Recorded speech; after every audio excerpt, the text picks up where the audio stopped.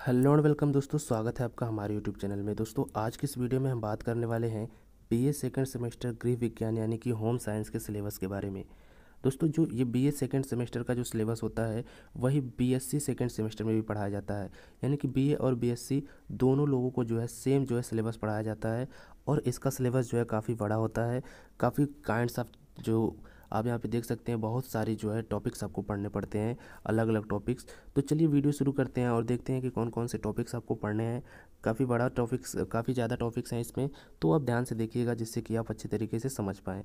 तो यहाँ पे जो इसका कोर्स कोड है HSC 104 और इसका जो कोर्स टाइटल है वो है introduction to clothing and textile and family resource management, यानी कि पहनावा और वस्त्र और परिवार संसाधन प्रबंधन का परिचय। और इसका क्रेडिट जो है 4+0 है। इसमें से आपका जो पहला जो है टॉपिक है वो क्या है, introduction to clothing and textile, यानी कि कपड़ों और पहनावे का परिचय के बारे में आपको पढ़ना है। दूसरा है it's important in day to day life, यानी कि दैनिक जीवन में इसका महत्व, यानी कि कपड़ों और पहनावों का दैनिक जीवन में क्या महत्व है और स्कोप यानी कि क्या दायरा है इसका, इसके बारे में आपको पढ़ना है। यानी कि कपड़ों का परिचय, इसका महत्व और इसका दायरा। अब चलिए आगे देखते हैं। आगे आपका टेक्सटाइल फाइबर का उनके स्रोतों के आधार पर वर्गीकरण, यानी कि classification of textile fibre on the basis of their source, यानी कि उनके जो स्रोत हैं जहाँ से वो पाए जाते हैं वहाँ से जो है उनका वर्गीकरण किस प्रकार से किया जा सकता है। यानी कि टेक्सटाइल कितने प्रकार के होते हैं, उनके स्रोत से कैसे बताया जा सकता है, इसके बारे में आपको पढ़ना है। General properties of fibre primary and secondary, यानी कि प्राथमिक और द्वितीय तंतुओं के सामान्य गुण, यानी कि जो फाइबर होते हैं प्राथमिक और द्वितीयक प्रकार के होते हैं, उनके सामान्य गुण क्या हैं इसके बारे में आपको पढ़ना है। Knowing fibre manufacture processing properties and uses of. अब आगे आपको पढ़ना है कि फाइबर का निर्माण। आपने यहाँ तक पढ़ लिया कि इनके गुण क्या होते हैं। इसके आगे आपको पढ़ना है फाइबर का निर्माण, प्रसंस्करण, यानी कि उसका जो है किस प्रकार से प्रोसेसिंग किया जाता है। गुणों और उपयोगों को जानना, यानी कि इसके गुण क्या हैं और इसके उपयोग क्या क्या हैं। सेलुलोज फाइबर, कॉटन, लिनन, यानी कि सेलुलोज जो है फाइबर होता है कपास और लिनन का जो है, इसके बारे में आपको पढ़ना है। प्रोटीन फाइबर क्या होते हैं, जैसे कि वुल और सिल्क, यानी कि ये जो है भेड़ वगैरह से, बालों से बनाए जाते हैं और ये जो है पेड़ों से निकाले जाते हैं, तो इनका अलग अलग नाम इसलिए दिया गया है। सेलुलोजिक फाइबर में जो है आपका कपास और लिनन आ जाते हैं और प्रोटीन फाइबर में ऊन और रेशम आ जाते हैं। तो इन सारी चीज़ों के बारे में आपको पढ़ना है। आगे देखते हैं सिंथेटिक मैन मेड फाइबर्स, यानी कि मैन मेड फाइबर भी कुछ हैं जिन्होंने आदमियों ने बनाए हैं, जो प्रकृति से नहीं मिलते हैं डायरेक्ट, जैसे कि nylon, polyester and acrylic Ryan, यानी कि आपको नायलॉन पढ़ना है, पॉलिस्टर पढ़ना है और एक्रेलिक रेयान जो है आपको पढ़ना है कि ये कौन कौन से जो है मानव निर्मित फाइबर हैं, इनकी क्या विशेषताएं हैं और ये कैसे होते हैं। यार्न टू फैब्रिक, यहाँ पे तीसरा टॉपिक जो शुरू हो रहा है वो है यार्न टू फैब्रिक, यानी कि धागे से कपड़े, यानी कि धागे से कपड़े किस प्रकार से बनते हैं। पहले तो आपको पढ़ना है डिफिनेशन ऑफ यार्न, यानी कि सूत की परिभाषा क्या होती है। मैन्युफैक्चर ऑफ यार्न, यानी कि सूत का निर्माण किस प्रकार से होता है।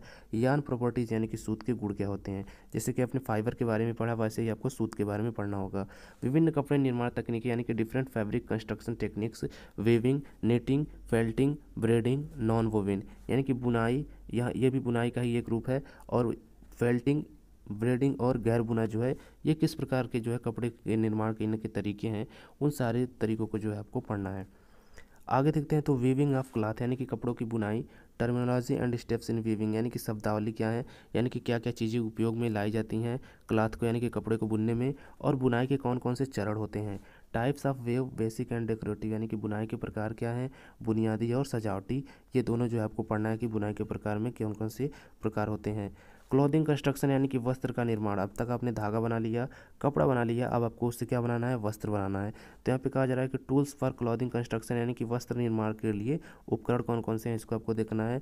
Introduction to sewing machine and its part and maintenance, यानी कि सिलाई मशीन का परिचय, उसके पुर्जे और रख रखाव, उसके पुर्जों का रख रखाव किस प्रकार से करना है और सिलाई मशीन का परिचय क्या है, इसको आपको पढ़ना है।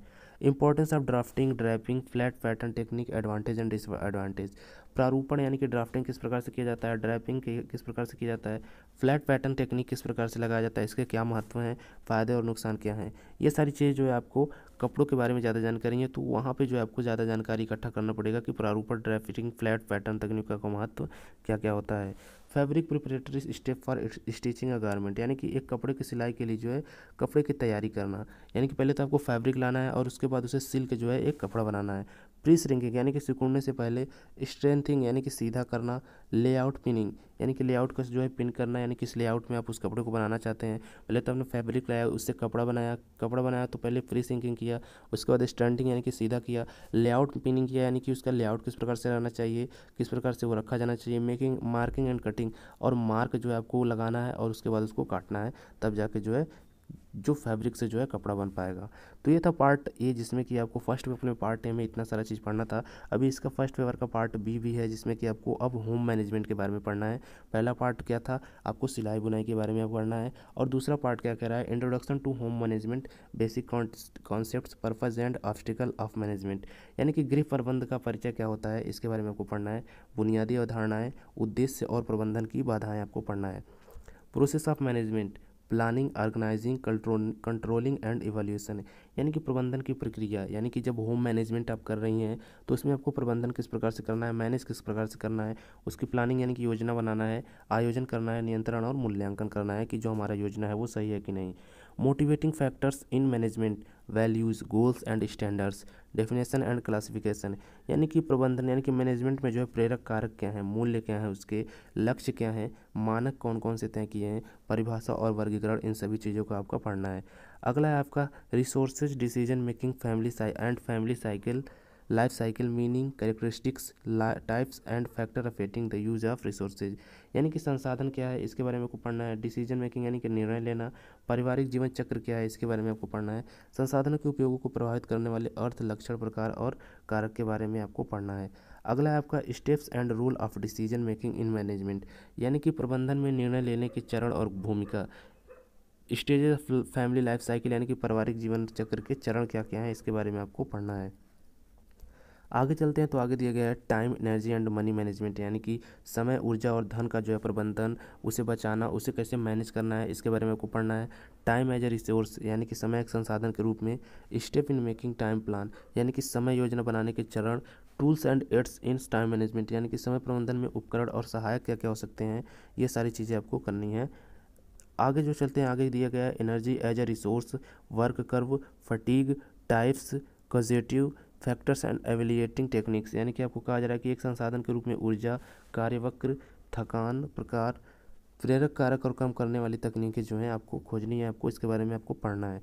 Family income as a resource, sources of income and expenditure and saving, यानी कि एक संसाधन के रूप में पारिवारिक आय क्या है, आय और व्यय के स्रोत और बचत के माध्यम क्या है इसके बारे में आपको पढ़ना है। Preparation of family budget in view of family income, यानी कि पारिवारिक आय को ध्यान में रखते हुए पारिवारिक बजट तैयार करना, ये कितना कठिन होता है, कितना आसान होता है, इसके बारे में आपको पढ़ना है। कार्य सरलीकरण और घरेलू उपकरण, यानी कि कार्य को कैसे सरल बनाया जा सकता है और घरेलू उपकरणों का कैसे इस्तेमाल किया जा सकता है, इसके बारे में आपको पढ़ना है। Meaning and techniques of work simplification, Mundell class of change, यानी कि कार्य सरलीकरण का अर्थ क्या होता है और तकनीकें क्या हैं, मुंडेल की परिवर्तन कक्षाएँ क्या हैं, इसके बारे में आपको पढ़ना है।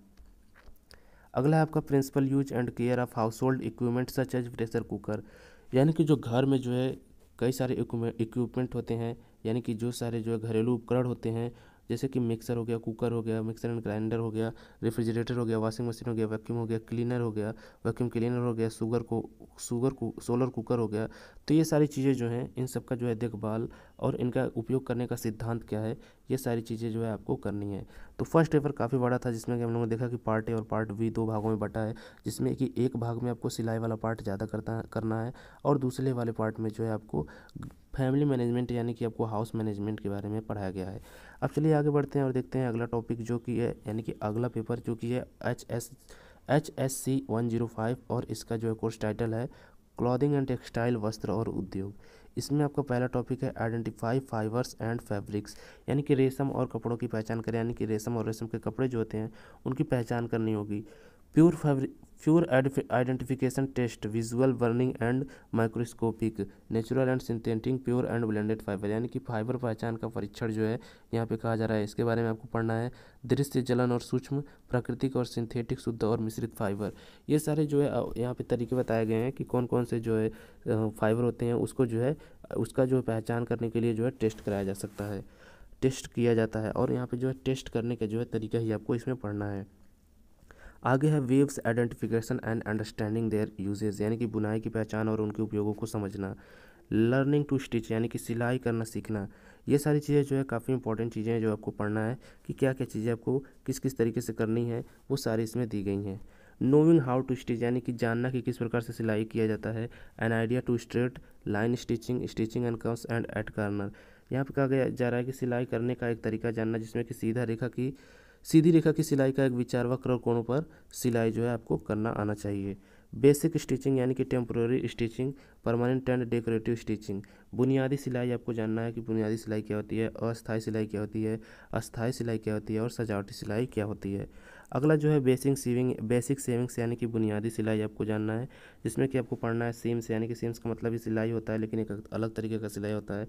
प्लेन सीम्स यानी कि सादा सिलाई and it's finishing. Run and fall sleeve, French sleeve यानी कि ये रन एंड फॉल स्लीव जो है ये भी एक तरह का सिलाई है, और फ्रेंच सीम्स जो है ये भी एक तरह का सिलाई है। इन सारी सिलाइयों को आपको पढ़ना है। अट्रैक्टिंग डिफरेंट फास्टेनर्स यानी कि विभिन्न बंधनों को जोड़ना, अलग अलग चीज़ें क्या हैं उनको जोड़ना। Disposal of fullness darts, gathers, trucks and pleats यानी कि प्रफुल्लता का निस्तारण। डार्ट्स, चूनट, डक और प्लिप जो है भरी रहती हैं और जो खराब हो गई होती हैं, डिस्पोजल उसका किस प्रकार से करना है इसके बारे में आपको पढ़ना है। नेक लाइन फिनिशिंग यानी कि फेसिंग एंड बाइंडिंग यानी कि जो कोई भी लड़कियों का बच्चियों का जो है नेक होता है उसका फिनिशिंग किस प्रकार से करना है, नेक के पास के एरिया का फिनिशिंग किस प्रकार से करना है इसके बारे में आपको पढ़ना है। फेसिंग और बाइंडिंग यानी कि कोई भी कपड़ा जो है उसका फेसिंग करना, फेसों को मिलाना और बाइंडिंग करना, ये सारी चीज़ें जो है आपको पढ़नी है। अगला जो टॉपिक टेयरिंग फ्रॉक में आपको फ्रॉक तैयार करना है, जिसमें कि आपका पहला है drafting, cutting and stitching of child basic block and sleeve block यानी कि आपको जो है जो बच्चा होता है उसका आस्तीन ब्लॉक के ऊपर और कटिंग और सिलाई करना है बच्चे के बुनियादी ब्लॉक का। Adoption of gathered frock with Peter Pan collar and puff sleeves, ये भी जो है बच्चे के कपड़े का जो है डिजाइन है, Peter's Pan collar and puff sleeves. तो ये सारे डिजाइन के हिसाब से जो है आपको क्या करना है, जो सारी चीज़ें बनानी है उनको आपको जो है बनाना है, और जो सारी चीज़ें जो आपको याद करनी है वो सारी चीज़ें जो है याद कर रही हैं। क्योंकि जो गृह विज्ञान का सिलेबस होता है, होम साइंस का सिलेबस, उसमें प्रैक्टिकल वगैरह भी होते रहते हैं। तो इन सारे प्रैक्टिकल में हो सकता है ये पार्ट हो या हो सकता है थ्योरी में हो, ये आप अपने यूनिवर्सिटी पे जब पेपर देंगे तो खुद ही पता चल जाएगा। और अब तो बच्चे पेपर दे चुके हैं एक बार तो उनसे आप कांटेक्ट भी कर सकते हैं। तो उम्मीद करता हूँ आपको अच्छे तरीके से समझ में आया होगा कि बीए जो है सेकंड सेमेस्टर में गृह विज्ञान में आपको क्या क्या चीज़ें पढ़नी है, होम साइंस में क्या क्या चीज़ें पढ़नी है। मिलते हैं आपसे नेक्स्ट वीडियो में, तब तक के लिए आपका वीडियो देखने के लिए धन्यवाद।